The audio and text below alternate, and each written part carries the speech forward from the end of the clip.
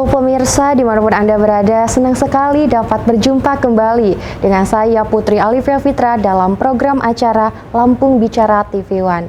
Pemirsa, pada kesempatan yang berbahagia ini, kita akan berbincang bersama salah satu tokoh politik luar biasa dari Kabupaten Lampung Tengah. Beliau adalah Bapak Febri Antoni SEMM yang saat ini sedang menjabat menjadi Ketua DPRD Kabupaten Lampung Tengah dari fraksi Golkar. Untuk itu pemirsa, marilah kita sapa narasumber kita pada hari ini. Bapak, selamat pagi. Oke, Bapak, bagaimana hari ini kabarnya, Bapak? Alhamdulillah sehat. Alhamdulillah sehat ya, Pak ya. Sebelumnya Putri mau mengucapkan selamat ya, Pak, atas terpilihnya menjadi Ketua DPRD Kabupaten Lampung Tengah 2024-2029. Oke, Bapak dan pemirsa di rumah, sebelum kita mengenal lebih dalam Bapak Febri Antoni, kita akan terlebih dahulu, Pak, ingin tahu nih, Pak, pemirsa, kira-kira apa sih, Pak, awal mula pengalaman ataupun mungkin alasan Bapak Febri Antoni mengambil langkah menjadi tokoh politik dan akhirnya menjadi Ketua DPRD Kabupaten Lampung Tengah, Pak? Ya, terima kasih Mbak Putri. Assalamualaikum warahmatullahi wabarakatuh. Pemirsa TV One yang berbahagia. Saya memang dari awal aktif di dunia politik. Dari umur lebih kurang 17 tahun, saya memang sudah mulai aktif di dunia politik. Dan saya memilih berkiprah di Partai Golkar dari dulu, alhamdulillah sampai dengan hari ini, dan insya Allah sampai dengan nanti Partai Golkar. Dari tahun 2007 saya menjadi pengurus partai di tingkat kampung, kemudian naik di tingkat kecamatan sampai dengan 2004, kemudian 2004 sampai dengan 2013 saya menjadi pimpinan Partai Golkar Kecamatan di Kecamatan Gunung Sugi. 2013 sampai dengan saat ini alhamdulillah dipercaya oleh pimpinan partai dan juga kawan-kawan sebagai sekretaris Partai Golkar Kabupaten Lampung Tengah. Ya, prosesnya sudah cukup lama belajar di Partai Golkar dan alhamdulillah insya Allah bisa terus belajar di Partai Golkar. Oke. Wow, luar biasa sekali pemirsa, ternyata memang pengalaman awal itu berasal dari daerah sendiri ya, Pak ya, menjadi pengurus-pengurus di berbagai komunitas pemuda, bahkan akhirnya sampai sekarang menjadi Ketua DPRD Kabupaten Lampung Tengah. Luar biasa sekali Bapak Febri. Oke Bapak, mungkin dari yang tadi telah Bapak ceritakan pastinya, kira-kira nanti di 5 tahun ke depan, visi misi apa Pak yang akan Bapak canangkan untuk Kabupaten Lampung Tengah saat ini? Ya, kalau secara pribadi, dari dulu saya ingin hidup itu bermanfaat. Bagaimana hidup yang singkat ini bisa ada manfaat di masyarakat. Dan saya berpikir apabila berkiprah di DPRD Kabupaten Lampung Tengah itu bisa mempunyai manfaat yang lebih dari segi kemampuan, kemudian dari segi yang lain kita bisa lebih membantu masyarakat. Kenapa? Kadang-kala kan masyarakat punya aspirasi, punya harapan. Tempat menyalurkannya kan ada dua, DPRD dan pemerintah Kabupaten Lampung Tengah seperti. Nah, disitulah kita berupaya semaksimal mungkin dengan amanah yang ada, yang dipercayakan oleh masyarakat, oleh Partai Golkar dan kawan-kawan di lembaga DPRD Lampung Tengah kepada saya ini bisa benar-benar dirasakan manfaatnya oleh masyarakat sesuai dengan batas kemampuan. Benar, oke, benar sekali pemirsa, harus berdampak pasti kepada masyarakat ya Bapak ya. Pastinya tidak hanya sekedar program kerja tapi yang memang saat ini sedang dibutuhkan dan sangat diinginkan masyarakat ya Pak ya. Namun untuk itu Bapak, kira-kira program kerja prioritas apa Pak yang saat ini tengah DPRD Lampung Tengah siapkan? Ya, DPRD ini punya fungsi 3. Yang pertama di bidang penganggaran bersama dengan pemerintah daerah, bupati dan jajarannya membahas APBD, menyetujui APBD di paripurna. Disitulah fungsi kita. Jadi bukan kita punya anggarannya, tetapi kita membahas bersama mereka. Membahas tersebut tentu juga berdasarkan aspirasi masyarakat yang juga masuk ke kami melalui reses, melalui turun ke bawah dan yang lain yang kami sampaikan kepada pemerintah kabupaten yang menurut kami perlu dan dapat dirasakan manfaatnya oleh masyarakat. Kemudian yang kedua, secara legislasi, peraturan daerah. Nah, tentu kita bersama dengan pemerintah kabupaten, eksekutif, Pak Bupati jajarannya, kita memproduksi peraturan-peraturan daerah yang diperlukan untuk bisa menunjang pembangunan daerah Kabupaten Lampung Tengah tentunya. Yang ketiga, kami juga punya fungsi pengawasan. Jadi setelah penganggaran tadi dibahas, disusun oleh Pak Bupati beserta jajarannya, dikirim kemari untuk dibahas, kemudian setelah sepakat semua disetujui di paripurna, apabila diperlukan menjadi bentuk perda tentunya, termasuk perda-perda yang lain yang dibutuhkan, yang diproduksi oleh DPRD dan Bupati eksekutif, kita awasi. Apakah anggaran tersebut, apakah peraturan tersebut sudah sesuai peruntukannya, sudah sesuai dengan pelaksanaannya. Itu fungsi yang kita laksanakan. Nah, itu semua yang kita coba maksimalkan di masa periode 2024-2029 ini, 50 anggota DPRD yang sama. Pimpinan DPRD itu hanya mengorganisasi bagaimana program-program DPR ini bisa berjalan tepat waktu, kemudian apa yang menjadi program dari Pak Bupati dan jajaran itu juga bisa tepat waktu, sehingga sesuai dengan peraturan yang berlaku. Fungsi sama semua, 50 orang, 3 hal tadi. Bukan hanya di ketua saja, tapi 50 anggota fungsinya sama. 3 hal tadi, penganggaran, legislasi, dan pengawasan. Tapi pimpinan itu mengorganisasi supaya roda DPRD ini bisa berjalan sesuai dengan waktu dan sesuai dengan ketentuan yang berlaku. Oke, jadi perlu digarisbawahi ya pemirsa, karena memang DPRD itu memiliki 3 fungsi, yang 3 fungsi itu tidak hanya untuk ketua saja, tetapi seluruh anggota DPRD. Oke Bapak, kita beralih ke pertanyaan selanjutnya terkait dengan pertanian. Seperti yang kita ketahui ya Bapak ya, Lampung Tengah ini salah satu penghasil pertanian terbesar di Provinsi Lampung khususnya. Nah, banyak sekali sektor-sektor pertanian mulai dari padi, singkong dan lain sebagainya adalah utamanya di Kabupaten Lampung Tengah. Nah, untuk hal ini Bapak, bagaimana DPRD sendiri melihat keadaan perekonomian dan juga pertanian yang ada di Lampung Tengah? Ya, saat ini Pak Presiden punya program terkait ketahanan pangan. Bagaimana kita bisa swasembada pangan, dan itu program nasional yang juga harus dilaksanakan, didukung oleh kabupaten tentunya. Kabupaten Lampung Tengah sebagai sentra pertanian di Provinsi Lampung tentu menjadi support yang paling besar untuk bidang pertanian. Kemarin beberapa waktu yang lalu pernah diadakan panen raya di Provinsi Lampung, itu diadakan di Kecamatan Trimurjo, Kabupaten Lampung Tengah, bersama dengan 14 provinsi yang ada di Lampung di Indonesia. Langsung Pak Presiden pada saat itu yang memimpin. Di situ disampaikan bagaimana program-program yang bisa dilaksanakan secara maksimal untuk meningkatkan produksi pertanian. Dibutuhkan tentu tenaga-tenaga terampil dari petani-petani kita untuk bisa memaksimalkan potensi lahan yang ada. Nah, bagaimana bisa mengupgrade pengetahuan petani. Kemudian terkait peralatan-peralatan modern yang diperlukan juga. Nah, kemudian terkait alat-alat kebutuhan pertanian, benih, pupuk dan sebagainya yang dibutuhkan, termasuk optimalisasi lahan yang dibutuhkan untuk bisa mengejar target tersebut. Nah, ini semua butuh kerjasama semua pihak, baik pemerintah Kabupaten Lampung Tengah, DPRD, termasuk semua pihak, TNI, Polri di dalamnya. Dan yang paling penting, pelaku pertanian sendiri. Nah, ini yang dibutuhkan semua, sehingga apa yang menjadi target nasional tadi bisa tercapai.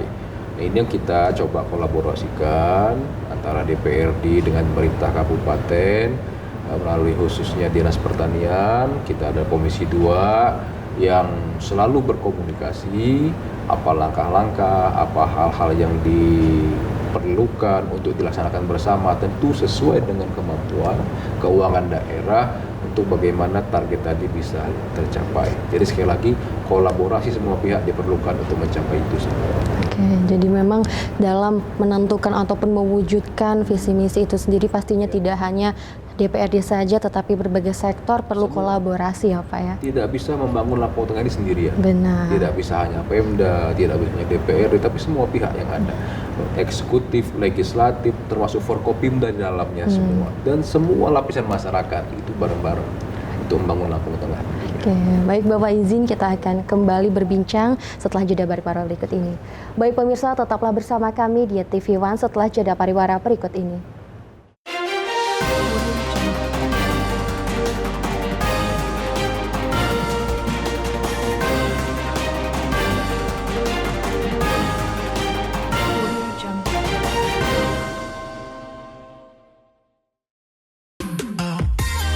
Mengangkat tren kuliner resep warisan, membahas keunikan cita rasa otentik dan info bisnis serta inovasi kuliner saat ini.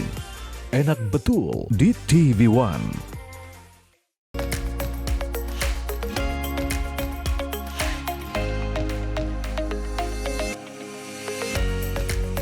Cari jawabannya di Saatnya Perempuan Bicara, Minggu pukul 21 waktu Indonesia Barat, hanya di TV One. Kami tak sekedar mengangkat topik, tapi juga membangun kesadaran publik. Pola perilaku masyarakat supaya tidak abai, supaya tidak kendor disiplinnya dalam melaksanakan protokol kesehatan. Meskipun ada suatu tren menurun, tapi kita tidak boleh lengah. Menguji informasi secara kritis dan proporsional. Benci produk-produk dari luar negeri. Apakah diterima seperti itu? Menunjukkan komitmen pemerintah untuk mengutamakan produk dalam. Apa kabar Indonesia Malam di TV? Baginda Nabi besar Muhammad sallallahu alaihi wasallam lakukan adalah mempersaudarakan antara Muhajirin dan Ansar. Sebelum Rasulullah SAW membangun masjid, beliau bayangkan Untaian nasihat menyentuh kolbu tentang perilaku, sikap hati, dan kesiapan mukmin menghadapi zaman bersama guru-guru akhlakul karimah dalam Damai Indonesiaku, Sabtu dan Minggu jam 12:30 siang di TV One.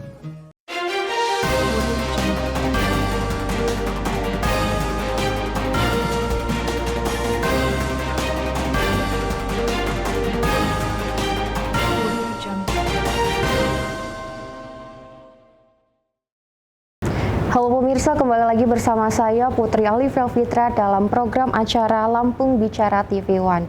Masih bersama dengan Bapak Febri Antoni, Ketua DPRD Kabupaten Lampung Tengah. Berjumpa kembali Bapak bersama pemirsa di rumah. Tadi sudah banyak sekali hal-hal yang sempat kita bahas ya Pak ya, mulai dari visi misi, program kerja, dan juga tadi juga sempat membahas sedikit tentang pertanian. Nah, melihat keadaan pertanian di Kabupaten Lampung Tengah yang belum lama ini sedang marak kasus tentang singkong ya Pak ya, tentang perusahaan singkong. Nah, melihat fenomena tersebut Pak, apa saja yang kira-kira menjadi fokus utama dari Bapak dan juga DPRD Kabupaten Lampung Tengah saat ini? Ya, harga singkong ini memang masalah klasik yang selalu muncul. Bagaimana harga saat panen tidak sesuai dengan keinginan petani, dengan harapan petani, dengan biaya produksi, mulai dari persiapan lahan sampai dengan panen, sampai dengan bawa ke pabrik singkong, itu tidak sesuai dengan harga jualnya. Nah ini yang memang jadi kendala, karena singkong belum seperti gabah, itu belum jadi pangan strategi nasional, sehingga harga yang masih lebih ditentukan oleh mekanisme pasar. Nah kemarin Pak Bupati, Pak Gubernur sudah menentukan harga minimal. Kalau Pak Gubernur 1.350 dengan potongan 30%. Nah, Pak Bupati juga seperti itu. Tapi begitu keluar putusan, pabrik pada serentak tutup. Nah ini jadi kendala. Nah itu kita berharap yang pertama hasil produksi singkong ini bisa ditingkatkan kualitasnya, gitu ya, sehingga bisa diterima oleh pabrik dengan baik. Kemudian kedua, impor tapioka juga bisa benar-benar dibatasi oleh pemerintah, sehingga harapannya produksi tapioka kita itu benar-benar mengambil dari produk daerah kita sendiri. Nah, tentu kerjasama yang baik semua pihak tadi harapannya bisa meningkatkan harga singkong. Nah, tapi awal bentuknya kita berharap apa yang sudah diputuskan oleh Pak Gubernur, oleh Pak Bupati itu bisa dilaksanakan oleh pabrik-pabrik yang ada di Kabupaten Lampung Tengah khususnya. Dan tentu akan menjadi atensi kita DPD Lampung Tengah melalui komisi-komisi terkait untuk bisa melihat hal tersebut. Bagaimana apa yang menjadi putusan tadi itu bisa diterapkan oleh pabrik-pabrik yang ada, yang implikasinya harapan kita ke kesejahteraan dan peningkatan hidup petani singkong khususnya. Karena saya tahu Lampung Tengah ini sentra petani singkong. Nah, jadi kita sendiri menerima keluhan itu luar biasa. Bagaimana mereka pengen hasil produksi singkong ini benar-benar dihargai yang layak, yang sesuai dengan kos produksi mereka sendiri. Masih ada hasil yang cukup memuaskan. Nah, gitu loh. Ini yang sama-sama terus berupaya pemerintah kabupaten dengan DPRD dan semua pihak untuk bisa dapat maksimal meningkatkan taraf hidup petani singkong Lampung Tengah pada umumnya. Oke, tapi untuk saat ini Bapak setelah kemarin sempat beberapa petani yang mungkin unjuk rasa. Nah, untuk dari DPRD Kabupaten Lampung Tengah sendiri apakah sudah menyerap aspirasi-aspirasi itu? Ya, kita sudah beberapa kali menerima kawan-kawan petani singkong, asosiasi petani singkong yang menyampaikan ke kita. Kita juga sudah coba melalui komisi terkait untuk melakukan sidak, kunjungan ke lapangan, terutama pabrik singkong. Ya, tapi itu kendalanya, Mbak, dan itu bukannya terjadi di Lampung Tengah, sama saja di semua tempat yang sentra produksi singkong, Lampung Timur dan sebagainya. Nah, ini yang jadi masalah yang sampai saat ini belum bisa diurai secara maksimal. Nah, gitu. Mudah-mudahan ke depan dengan adanya atensi dari pemerintah, baik itu kabupaten, provinsi dan pusat, kemudian ada peningkatan produksi yang baik, kualitasnya mungkin dari petani singkong kita, ini bisa meningkatkan harga singkong sesuai dengan harapan petani singkong Lampung Tengah khususnya. Tadi kita sempat membahas atau mendengar peningkatan produksi singkong, itu kan berarti adanya fasilitas yang memadai ya Bapak ya. Nah, apakah itu nantinya akan menjadi salah satu fokus utama juga dari Kabupaten Lampung Tengah sendiri untuk mendukung fasilitas ataupun peningkatan produksi singkong yang saat ini mungkin kita masih lihat masih menengah di Kabupaten Lampung Tengah? Ya, semua tentu menjadi konsen pemerintah, konsen DPRD di situ. Kita berharap peningkatan kualitas tadi itu kualitas singkongnya juga lebih baik, sehingga sesuai dengan apa yang menjadi keinginan perusahaan. Tapi perusahaan juga harapan kita bisa mengcover produk petani ini dengan harga yang juga baik, sesuai dengan apa yang diputuskan oleh Pak Gubernur, oleh Pak Bupati tadi. Nah, win-win solution itu yang harapan kita bisa ketemu, bisa dijalankan dengan baik, sehingga petani singkong kita bisa panen dengan tawa pada saat panen, kemudian perusahaan juga bisa menerima dengan baik tentunya. Nah, itu yang harapan kita semua. Dan ya, mudah-mudahan masih berproses. Mudah-mudahan apa yang menjadi konsen tadi dari pemerintah Kabupaten Lampung Tengah, DPRD Lampung Tengah, semua pihak yang terkait di situ itu bisa terrealisasi dengan baik. Oke, jadi pemirsa, hal ini adalah salah satu tantangan terbesar yang saat ini kita hadapi bersama, khususnya di Kabupaten Lampung Tengah sendiri. Tapi tentunya pemerintah Kabupaten Lampung Tengah pastinya akan selalu meletakkan itu sebagai prioritas utama dalam meningkatkan kesejahteraan khususnya para petani pertanian di Kabupaten Lampung Tengah. Oke Bapak, kita akan lanjutkan bincang kita setelah jeda pariwara berikut ini. Baik pemirsa, tetaplah bersama kami setelah jeda pariwara berikut ini di TV One.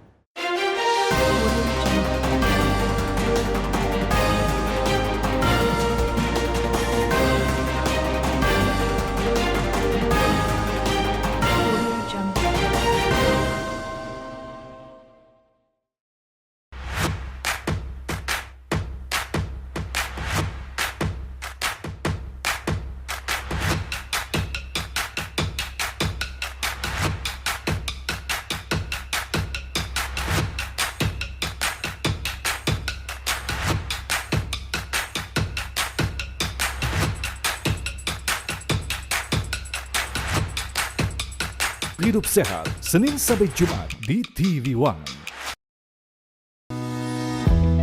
Kami soroti berbagai topik strategis yang mengemuka. Antusias karena mendapatkan kesempatan untuk divaksin. Merangkum kabar-kabar penting di sepanjang hari.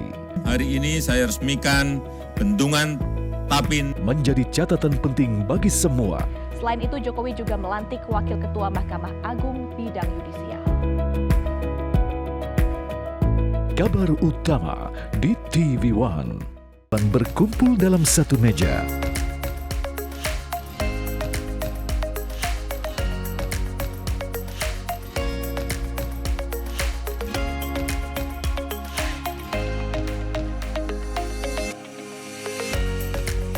Cari jawabannya di Saatnya Perempuan Bicara, Minggu pukul 21 waktu Indonesia Barat, hanya di TV One.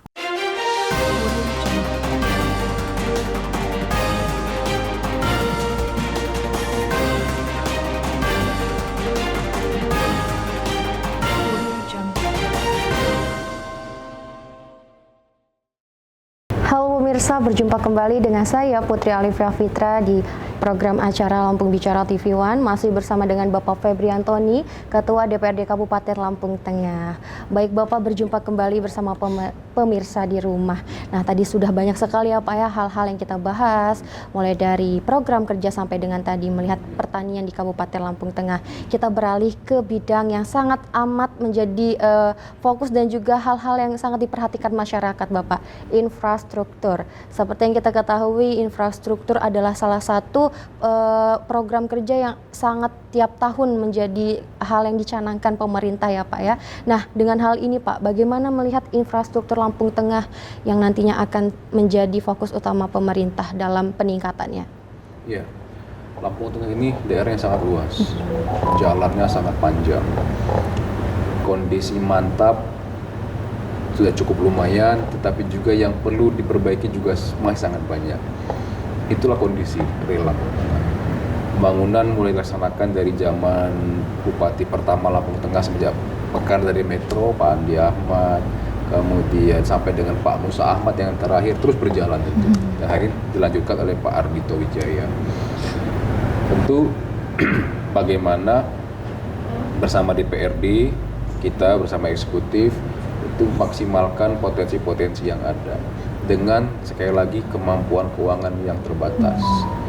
Keuangan yang ada saat ini untuk membangun Lampung Tengah seluruhnya itu tidak memungkinkan.